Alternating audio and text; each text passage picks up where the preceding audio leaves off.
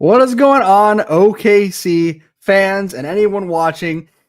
Another excellent game from OKC. If you don't like that, you do not like Thunder basketball. OKC takes down the Lakers 121-92.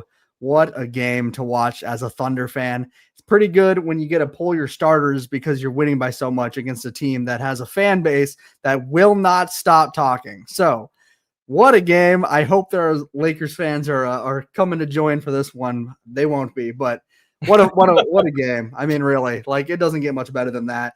Luka Doncic has a really rough game all around. I mean, he still gets his near triple-double because that's what he does, but not good shooting splits at all. 7 for 20 from the field, 1 for 7 from 3. Misses 3 free throws that just look like he's totally shaken up. 4 turnovers, just totally rough. Minus 31.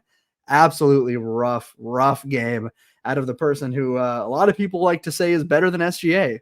And yeah, just a great game all around. So let's just get into it. Let's start talking if anyone's got something they want to bring up. Yeah, really quick. I just want to go over our stats as we do. Wait, before I get to my stats, Bradley has beaten me again. He said, well, SGA just proved Luka isn't the closest competitor for the MVP. Now we just need Wemby, Giannis, and Jokic battles. Mm-hmm. Yeah, I agree with that. Shea's going to win MVP this year because we're going to have 74 wins and break the record. But anyway, our stats from tonight. Shea in 29 minutes goes for 30 points, 5 rebounds, and 9 assists. Again, his assist numbers are amazing this year. 2 more steals. AJ Mitchell goes for 14, just under 50%. Hartenstein and Chet played 20 minutes each tonight, and the Thunder won by 30 points. They each had 11. Isaiah Joe, 21 off the bench. Caruso played good. Everyone played good. On the Lakers side, I told you guys in the preview that Austin Reeves is a bit overrated. I still like him as a player, don't get me wrong. And some Laker fans got really mad at me, especially on Instagram. And I'm glad I'm here to tell you, just don't talk before the game, is over. You know what I'm saying? But yeah, this is a different level because the Lakers and the Warriors are good basketball teams this year. Mm-hmm. We're about 10 times better than both of them as of right now. And I don't want to keep saying it every night, but we're missing a top 12 NBA player in Jalen Williams, and we're missing Aaron Wiggins, and we're missing a defensive player of the year candidate, an all NBA first team defender in Lou Dort. It's disgusting how badly we beat them tonight. It really is. It looked, I mean, dare I say, it looked easy. I mean, we were just running our offense with ease. The defense was forced to turnovers. Like, everything just looked good. Lakers had 20 turnovers tonight. That is crazy. I mean, just constantly forcing turnovers on a team that does swing the ball, on a team with Luka, who is always known for getting his players open. I mean, that is just incredible defense, like never before. And like Chet and Hart tonight, like you mentioned, only 20 minutes, only 11 points, but defensively, both of them just absolutely doing their job against Ayton, who has actually looked pretty decent in the season so far, doing his job. And Chet comes up with the 2 blocks, Hart's holding his ground. Like, it just looks effortless almost. I mean, tonight was just another testament to how good this team is. I wanted to shout out Isaiah Joe again, coming off the bench, dropping 21. I mean, he played 35 minutes most of the team, but had a plus 24, 40% from 3. Just absolutely incredible game from him. But everyone's just doing their part enough to win. I mean, if you look at the stat sheet, it's not even that crazy of a game all around. No. By like no one had a crazy game. It's just we had so many players doing everything that they needed to do. So, I mean, it's crazy how good this team is. Like, it's truly insane. Yeah, before we get to the advanced stats that Sapphire is going to go over, and sorry to interrupt here, but Bradley on YouTube is the absolute man. And if this is true, we got to fact check it. This is the craziest stat I've heard in a long time, and we've heard some crazy SGA stats. Bradley just said that Shea just tied Russ for under 30-point games. Somebody fact check that. I'm looking right now. But if that's a true thing, that's unbelievable. Like, actually unbelievable. And I'm going to say it's probably correct because Bradley's on his shit more times than not. But while Gabe's looking, Sapphire, why don't you get into these advanced stats tonight? Yeah. I guess the one stat that comes to my mind right now is the one that Brandon on X posted. He said the Thunder defense has held Steph Curry and Luka Doncic to a combined 30 points on 11 and 33 shooting, including 2 for 12 on the 3-point shot over the past 24 hours on a back-to-back without our 2 all-defensive players in J-Dub and Lou Dort. I think that is probably the biggest key thing that we should be looking at is how good we are even without the 2 guys that we're missing. And then on top of it, I mean, we heard a lot of noise about Luka Doncic heading into this game, like, the amount of points he's averaging. I feel like a lot of it from him and Austin Reeves career-wise, we can count them as kind of empty stats. They haven't really gone anywhere. And until they kind of prove that it leads to more sustained winning. I know they're winning right now, but I haven't really seen it in a playoff setting where we need to. Like Austin Reeves was absolutely horrendous in the last playoff run. Luka Doncic obviously always shows up in the playoffs, but I feel like there is something missing with him as well in terms of a winning standpoint. So those are the things that I'm looking at. As far as other stats that I want to mention, I just want to shout out Isaiah Joe tonight, 21 points, 5 assists, 2 steals, 4 of 10 from the 3-point line. I will take that. He should be a volume 3-point shooter. Same way that AJ Mitchell in general should be a volume shooter in general, like whether it's, driving to the basket, taking mid ranges and 3 points.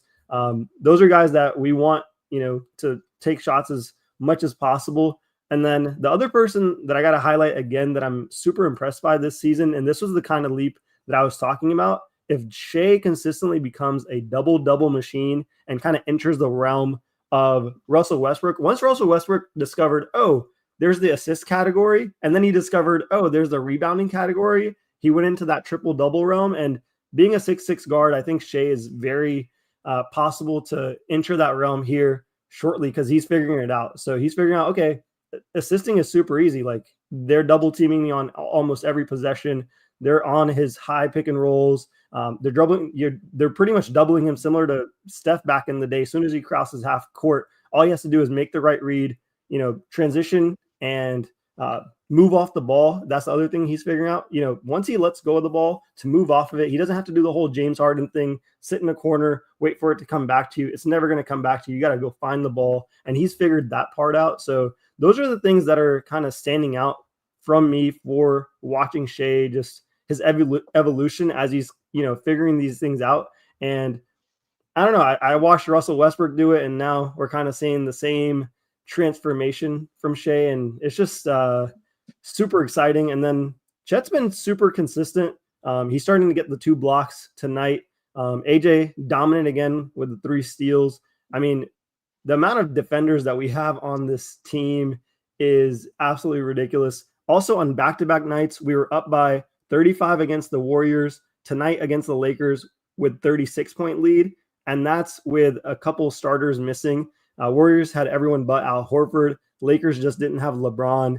And we've been missing J-Dub, Dort, Wiggins, and Kenrich. I feel like SGA, like if he started playing these fourth quarters, the MVP race wouldn't even be a factor because casual just stat watch. So it's not even a debate right now. I think there's a huge gap between him and Giannis and Jokic. And those are the only 2 guys that I would even consider in the same stratosphere. I think those 3 guys are, leaps and bounds above Luka until he proves it in the playoffs.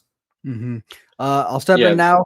Bradley was correct. 189 games is now tied between Shai and Russ for 30-point games. So that is a correct stat. That is shout out Bradley. That is a ridiculous stat.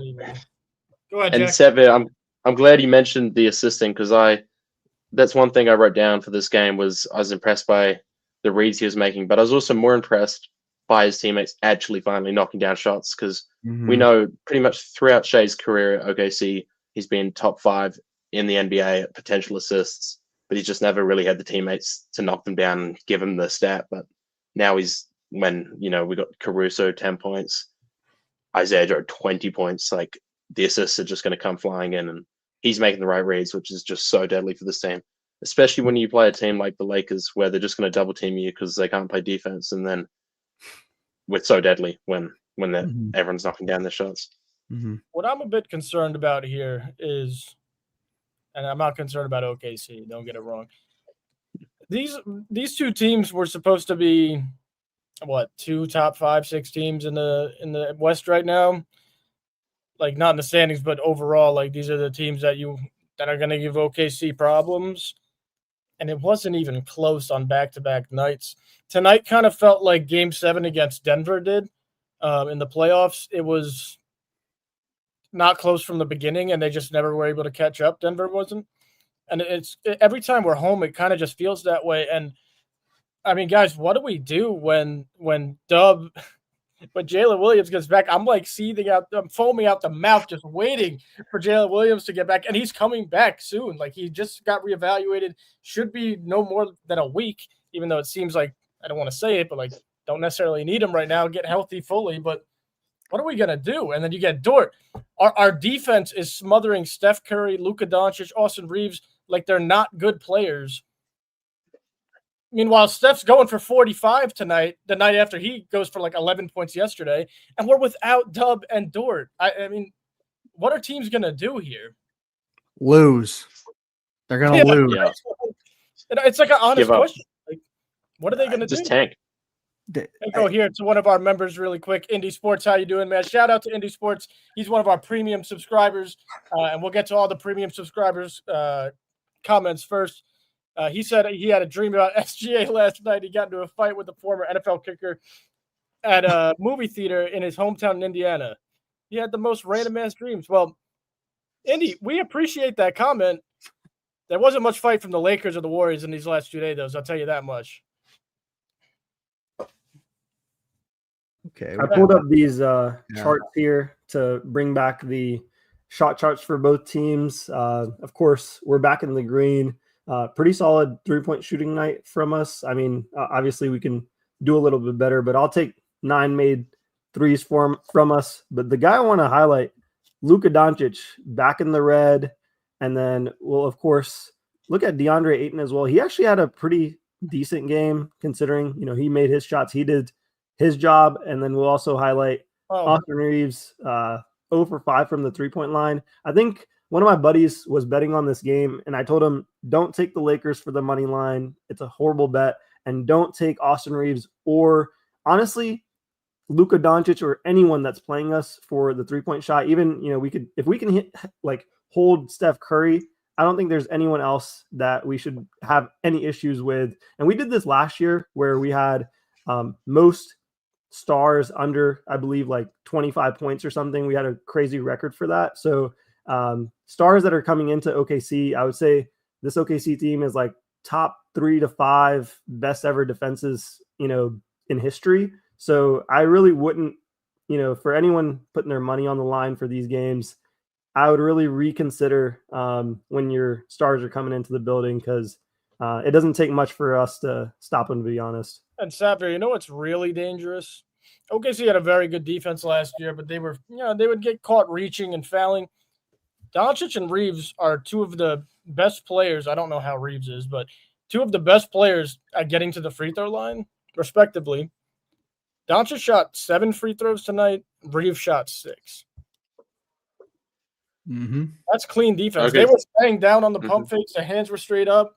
Unbelievable. Extremely disciplined, and that's why we won, really, and why we could hold them to 92. We weren't biting for anything. If they made it over you, then you live with it, but they didn't.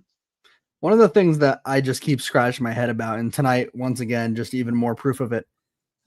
How does the league let us get away with drafting AJ Mitchell? I mean, adding AJ Mitchell to this team is ridiculous. The confidence he has for a second-year player who missed the first year, like that is ridiculous. I mean, the way that he plays is just, it's absurd. I mean, he moves the ball so effortlessly. His defense is so intense. I mean, he is moving all over the court. And then, I mean, I know 1 for 5 from 3 tonight isn't like insane, but he is a sniper. He's a great shooter. He can get to the basket. He contorts his body in the paint. Like, he really does remind me of Shea in so many ways. And to have another version of that just gets to bring the intensity as well. That's insane. Do you know how many teams would die for a starting point guard like that on their team? He could be a star if he went somewhere else, but instead he's here being one of our best players, and that's the luxury that OKC gets. It's kind of funny because I don't want to be too harsh or say things too fast because it's super early in the season. I mean, I think the 6th man of the year conversation is already over. I think he's that good. I think he's going to continue to get a lot of opportunities with, these blowouts and just playing along really good players. And to answer your question, like, how did the league allow us to draft him? Not even that. I think you really got to credit OKC's developmental staff and coaching. There's a lot of players on this team that were extremely raw coming out of college and into the draft, and they're turning out to be the best role players in the whole NBA. And even more credit than their drafting is the people themselves, like we touched on at our episode. We just draft great people who work hard, put their head down, and know their role, and that's just showing right now with AJ Mitchell. Absolutely. But It's very clear, yeah. We are about a little over 15 minutes in, so it is time for everybody's favorite segment of the night. If you're new to it, it's called What the Hell is Jack Wearing? We'll probably make a better name, but if you're new to it, Jack wears a OKC jersey every night that OKC takes home a W, which is now 12 out of 13 nights this year. He doesn't tell anybody on the panel what jersey it is. Obviously, you guys in the comments don't know who it is. I want you guys in the comments to play along. Drop the name in the chat. Who do you think it is? I'm sorry there before I even finish explaining. He's got Wiggins. But Sapphire, I'm going to let you guess first. All right. I need to start locking in. I feel like I've been just getting bamboozled out here. Last time it was Chet, right? Can you guys help me out? So, and the time before that, I believe it was Wiggins, if my memory's starting to kick in. Look at Hotspot. Look at Hotspot. I guess a KD. No way. There's no way. Jersey. Yeah, is this Jack? You usually say it after I make my guess. Is this a current player? Current player, yeah. Current player. All right. That helps me eliminate a ton of players. So as a current player. You can eliminate Enes Kanter and Steven Adams as well. Yeah. Perfect. Good try, Tyler. Man. Shout out the actually, it's good. I'll shout it out later. You know what? This is a random shout. I feel like every time I'm not even doing this to win anymore. It's more of just vibes, and that's how I've been playing it all along. I am going with a Chris Youngblood. Wow. If you have a Chris Youngblood jersey, I will get up and walk away. I will be in awe. I think we'd have to end the stream if he's wearing a Chris Youngblood jersey. I will be in awe. Yes, I think it's Youngblood. If Xavier pulls this, I'll Venmo you.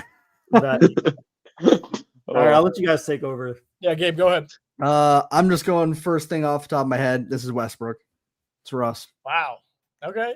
Well, he did say current player, actually. He's currently in the NBA, or are you saying he's currently on the Thunder? Currently on the Thunder. Okay, I'll give you a lifeline. I thought you meant he's a current player. Okay. Oh God, it could be Chris Youngblood. You know what? We did this once, and I remember just feeling stupid because we just said it too quickly and skipped over it. So I'm not gonna feel dumb this time. I'm gonna say Shea. I'm just going Shea. All right. I've gotten 2 in a row, and I'm really proud of myself. And I take this extremely serious. Like, if I get this wrong, I'm not going to bed happy tonight. And we had a very good win tonight, and I still won't be happy.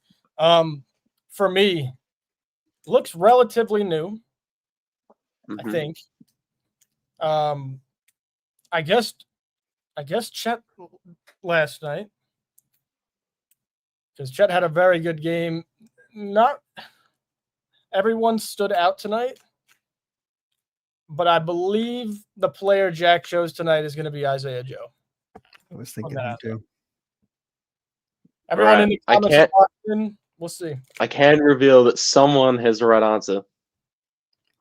Oh, it's me, 1,000%. If this is Chris Youngblood, I swear, dude. No. Yo. It is AJ Mitchell. AJ Mitchell. Shout out to Barkaz for getting the right jersey. I did not know he had an AJ Mitchell jersey. That's a. You do. We should have known. Yeah, now he's gonna wear it next time. Yeah, but Chris Youngblood is a crazy pull, though. I can't lie. But he's gonna buy Chris Youngblood jersey and wear it next time. Yeah, I know. Yeah, he'll have it ready for sure. But back to tonight. I mean, we improved to 12-1. Mm-hmm. We talked about it in our members only videos. If you guys want to go check those out, go ahead. This team is on pace for maybe a record-breaking year. I'm still frustrated that we dropped that one in Portland. Don't want to sound like spoiled or anything, but that's just the way this team is. Mm-hmm. Where do we go from here? Because this was 2 decent challenges, and we made them look like nothing at all. And I mean, the upcoming schedule is Charlotte, New Orleans, the Kings again, the Jazz, and then our arch nemesis, the Trailblazers again. But I mean, that's 5 games where we could just keep rallying off these wins. Mm-hmm. To me, it becomes less of a can we win those games in a row, and more of a personal goals, personal like limits that we're trying to reach. I mean, we want to see Chet try to get more comfortable and more consistent. We want to see if I mean, this is a serious, like, we kind of mentioned this a little while ago, but this is becoming like a genuine question. Is there a starting spot for AJ Mitchell? Because there is a serious world where if he keeps playing this consistently, maybe we do see Dort not get that starting nod. I mean, I don't think he would be happy with that. I wouldn't be thrilled with that necessarily, but like, there's just a lot of questions that I think need to be answered, at least for ourselves. And the fact that we're so far ahead of other teams that we can do that on a night in, night out basis, where we can just take time to try to discover our own like goals and limitations, that's crazy. Like, we're not even playing with the goal of, I mean, obviously we want to win, but like, we're not going out to win. We're going out to see what we are capable of. And that's the kind of mentality that a team that can win 70 games has. So that's what I'm waiting for, is just see. And then that will also come into play when guys start coming back. How can we fit them into the roster? How can we get the team chemistry up? How can we work with that? That's what I think we're focused on. And that's what me as a fan is wanting to see as well, is what can we do, rather than how many games are we going to win, and we'll just see. We'll see how Mark handles that and how the players handle it. The greatest thing about that is, really quick, is just like Ousmane Dieng's been getting about 15 to 18 minutes a night recently. Mm-hmm. Obviously, Dort comes back in, and Aaron Wiggins come back in, and that's where those minutes end up going to. But you are right. Like, where's everyone going to fit in is going to become the question. Mm-hmm. Lou's still going to start because we need that production off the bench from AJ, and we still need our absolute lockdown beast in Lou Dort. But his minutes might regress in a game where we need the offense and we need the ball handling. Mm-hmm. But then you also bring in J-Dub. It's just I'm very curious to see how it all works out, but it's definitely going to. All right. I need to step in and mention Cason Wallace's name. I think we had a debate on the last live of whether he should be starting. In 3 out of 4 games, he's had to guard Ja, Steph, and Luka, and he's shown that it's not about the numbers. I was trying to, prove that point about him. Like, his numbers may not be gaudy, and it's the same thing with like an Alex Caruso. Like, his numbers on paper aren't looking like what they for the impact that we're looking at him for, or how many picks he may be worth, or whatever the level of caliber player he is. And that's the same thing in the same way I look at Cason Wallace. The exact thing that I mentioned about him is kind of coming true every game. And if he picks up his offense like he did early on, where he made a bunch of threes and kind of gets back to that level of play, I think he's a no-brainer to start. But I think even without his offense, he's practically a no-brainer. I think he's right up there with a Lou Dort for contention, this season as a DPOY level player. Like, I think he should get some real consideration. We'll have a bunch of guys getting votes again this season. Like, obviously Shea will get a lot of votes because, he just has a high usage amount, but Cason could get more consideration because we've seen guys with low numbers like a Draymond Green, even a Marcus Smart that won it, that their numbers aren't gaudy, but they're amazing on defense. And if you watch this kid night to night, I mean, anyone he faces, they pretty much don't even search for the ball back. And I saw that with Steph Curry. Like, he's like, oh, I have Cason on him, and I'm going to try to bully him. It didn't work. Even guys like Jimmy Butler, when he was guarding him, I noticed like he was locking him down. And those are tough tasks. Like, these guys are no joke. Like, Ja Morant's super athletic. Luka Doncic is one of the most prolific scorers in the history of the NBA. And, he just kind of worked him. So I thought it was super. On mute. I was just saying, while I was on mute for some reason, he came into the game averaging 37 points per game this year, Luka Doncic. 37. I mean, Lord.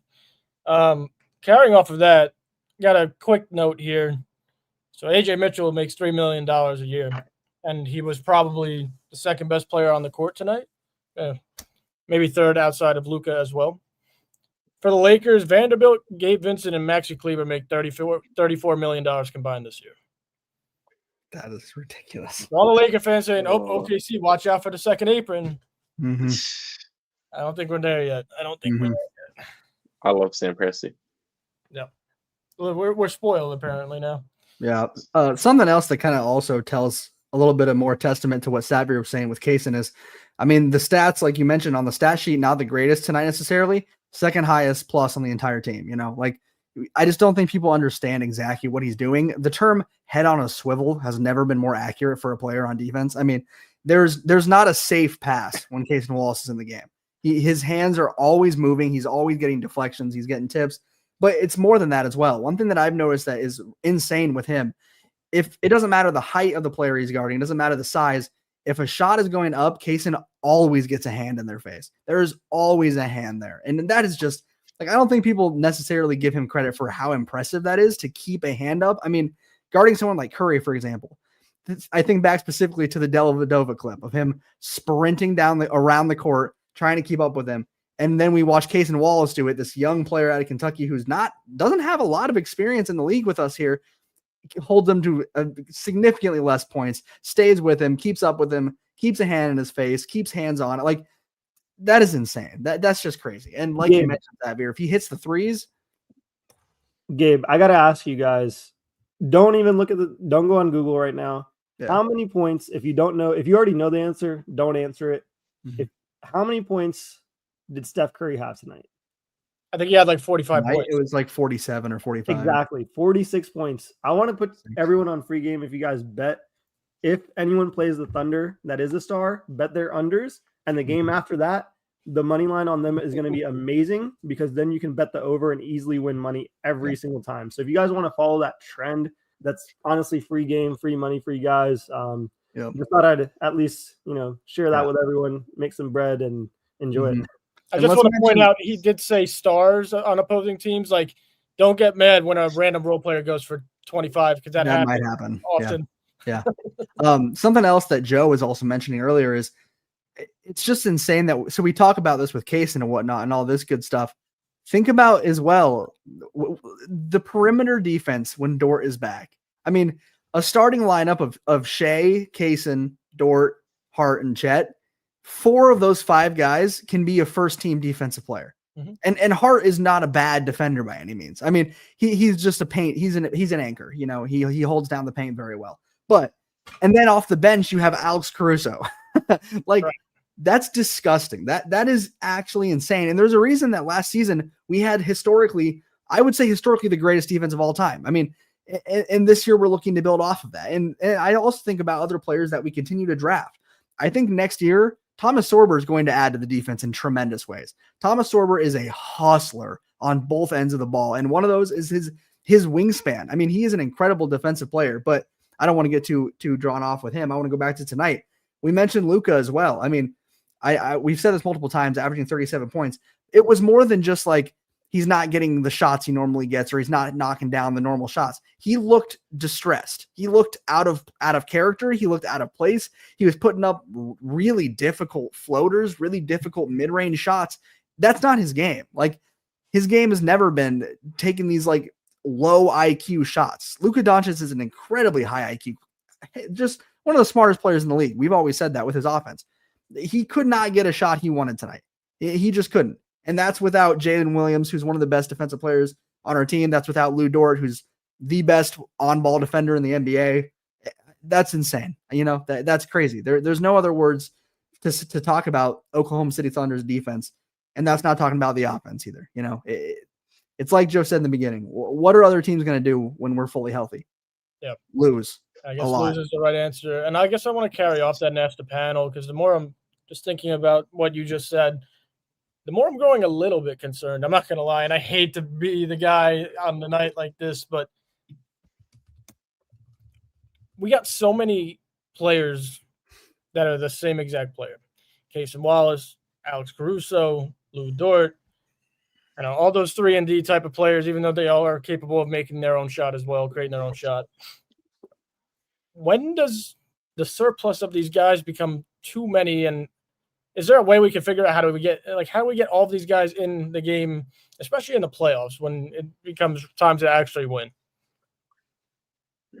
Well, because they're so similar, you can just roll them out for each other. Like if you're guarding Curry and you have Caruso on him, he subs off. You put Cason on him, he subs off. You put Dort on him. You can get these guys playing premium defense for 2 or 3 minutes at a time and just keep rolling them through. And Curry's not going to be able to breathe. These guards aren't going to have a second to get a free shot. They're going to be in hell the whole game. Mm-hmm. I think Presti's kind of also realized that we might be at that limit, which is why you're starting to see him maybe pivot to other types of players, like with Sorber. I mean, there were this last draft, there were some very good guards. There were a lot of guards that could have been drafted.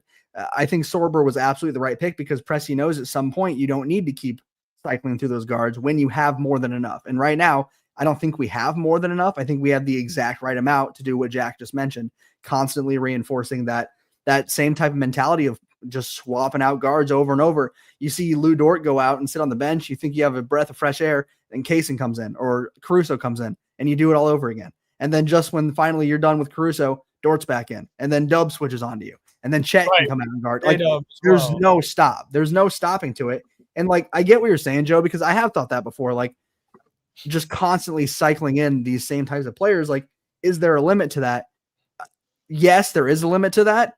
I think we've hit it and we're mastering it. Like we've hit that limit in my opinion. And it's perfect. Like we're 12-1 running this idea and it's working very, very well. So now it's a matter of, filling out those other positions and filling out those other places in need, which we're doing pretty damn good at that too.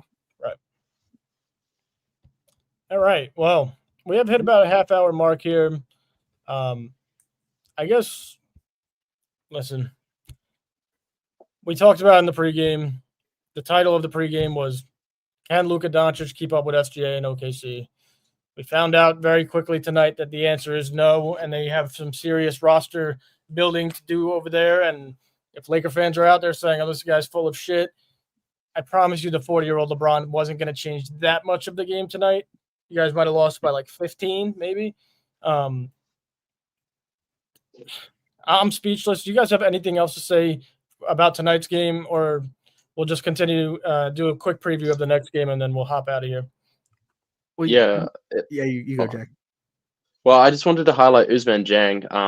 I think last live we were talking about how he's not making the most of his opportunities and just addressing some of the trade discourse around his name. But I think tonight he did a good job, and he started the second quarter, I believe, and his defensive presence in that second quarter really impressed me. I think he was actually switched on, and that was one of the things we were talking about is how sometimes he comes into the game and we don't feel like he's going 100%. But I feel like tonight I just wanted to shout him out because he was pretty impressive on both ends of the floor. That's a good shout out. Offensively, I thought he looked really confident as well. He was taking a lot of shots. He had some nice moves tonight. He was getting open. He was knocking down some shots. So yeah, that is a nice player to shout out. One thing I wanted to mention, Joe, you talked about how LA's got some things over there that they need to fix with their roster. Honestly, what's crazy to me is I really don't think they have that many things they need to fix. They've had a good season so far. They're just that far behind us. They can't. There isn't a level of fixing that can get them to where they're going to beat us consistently. I guess you're right. They can't fix that. I mean, yeah, there are issues. Don't get me wrong. Every team has issues. We have issues that we could fix, but they don't have some like really messed up problematic roster. They just ran into Oklahoma City. Well, I'll tell you the only thing that one of the things that I could point out that really is not good for them, not even just against OKC, is their defense. The lineup of Luka, Reeves, and Ayton all on the floor at the same time. DeAndre Ayton played okay offensively. He's a miserable defender, and that's the opposite of what they needed in LA before they acquired him. And then when you throw in 40-year-old LeBron James into that lineup, right, and they're going to be letting up 130 points per game at some point. Absolutely. But all right, let's quick preview of the Hornets game. The next game is Saturday at 6 p.m. Central. OKC's going into Charlotte. Anybody have anything to say about that? Trey Mann. We'll see Trey Mann at least. Yeah, we'll see a lot of Trey Mann post game. I think that'll be a lot of fun. I guess facing the Hornets, the one thing I look at, always facing them, their run and gun team kind of fits our style. They're a little bit tougher to defend with a guy that's a little bit less predictable in LaMelo Ball. They have an overall like decent roster. Like their bench mob isn't the best, but the starting lineup is really, really solid. So I always look forward to playing teams that are high paced, high energy, kind of young and up and coming, that are hungry. And when you don't have anything to lose, those are the kind of the trap games that I look for against an OKC squad versus games like this where we know these guys are going to show up. I think a game against the Hornets, they're probably expecting to win, so they're not going to have the foot on the gas the whole time. Let's say, we sub out our starters early in the third. There's always an opportunity for the team to come back and kind of make it interesting, and that's probably what I'm looking for against this Hornets team. Probably just an interesting game. Yeah, like we'll blow them out early. They'll probably try to come back, and I think that's the fun part of playing teams like that. So you have been so nice to every fan base this year, and I don't know what changed. But you have been so nice to everybody. I just want to mention, carrying off of that, I am excited to watch Con Knipple. I mean, he's been pretty exciting. He's number one on the rookie ladder right now, over Flag and over Edgecombe. So that'll be fun to watch. But I don't think LaMelo will be playing. He picked up an ankle the other night. He didn't play tonight, tonight they played Milwaukee. They actually beat Milwaukee. But yeah, you're just been so positive and so nice. I got to talk to you after the show. I mean, I will say I understand what he's saying. I think the Hornets are a fun team. There's a lot of potential they got a lot of highlight plays, with LaMelo and with Brandon, and they do play at a fast pace. That's enjoyable. We're going to beat the shit out of them. Okay. I was starting to get a little annoyed at I'm not going to lie. Knock on wood. If I'm wrong, clown me, but I'll give them 1 out of 100 rematches that they maybe win. I don't see this. I think that's nice too. I think that's friendly. And I remember when we used to be that team. We used to be what the Hornets are going to be tomorrow, whenever the game is. But that's so exciting that we're finally here, because to look back on it, I remember some games. I'm like, how am I going to go watch this? Right. Thunder just going to lose by 40. And now, we're the other team, and the game's getting boring because we're too good. You know what, Jack? We deserve this because we did stick around through all those games. We did watch all of those games. We were number one fans of Theo Maledon. We were number Jeremiah Robinson-Earl. Don't get me started. So we deserve this. But with that being said, we're pushing the 40-minute mark here. So everybody watching, still with us, we appreciate all of you guys. I guess we will answer this last YouTube here. That's a terrible question. No, I'm joking. That's a great question. I mean, the next big game we have is Minnesota coming up in, I think, 4 or 5 games. I would assume that's our next chance at losing. Any other loss before then would be extremely unacceptable at this point. And Minnesota always plays us tough. I feel like we always play down when we play against Minnesota, and Anthony Edwards has been on a tear per usual. So here's a good one. By Andy Rockmick, just to prioritize his comment because he is a member. It's very valid. I like Carl Brenner as well. He's been good. He's been a good player this year. So I was going to mention him as well. He's a really good center, and so Chet doesn't really face up against his level of talent, and I think he's a good up and coming guy to kind of face up against Chet. So indie sports fan with some W ball knowledge right there. Absolutely. Yep. Only the best from our members, of course. For sure. I was just going to say, with the comment, when does OKC pick up their next loss? I guess, when's the next time we have a terrible shooting night and the other team have a good shooting night? Because that's the only time we're losing this season. That's very true. It is getting to that point where it's we have to beat ourselves, or a team just goes absolutely insane, which happens. With that being said, I think we are all set here. Again, appreciate everybody watching. We love every single one of you. We appreciate all of your comments. We get to as many as we can. If you do want to be prioritized in the comment section, like our boy Indie Sports here, we have a bunch of other members as well. Go check out our premium subscriptions on the YouTube channel. You'll see all the perks that you can enjoy, and maybe hop on the show with us next time we are live. And Gabe, close us out, man. Yeah, I mean, everything Joe just said it's always true. We always appreciate you guys joining. We love the comments. It's always really fun to just talk through it and whatnot. But yeah, we get ready for the next game. We're all looking forward to it. Make sure you guys tune in to that live afterwards. And Joe, you want to send it home? Yeah, I'd like to say to the Los Angeles Lakers fans out there, have a great night. I know you're it's 9:50 over there at the West Coast, so you got to deal with this loss for a little more, a couple hours before bed. Luka Doncic, you might want to cut a few more pounds. And thunder up, baby! Let's go! Thunder up.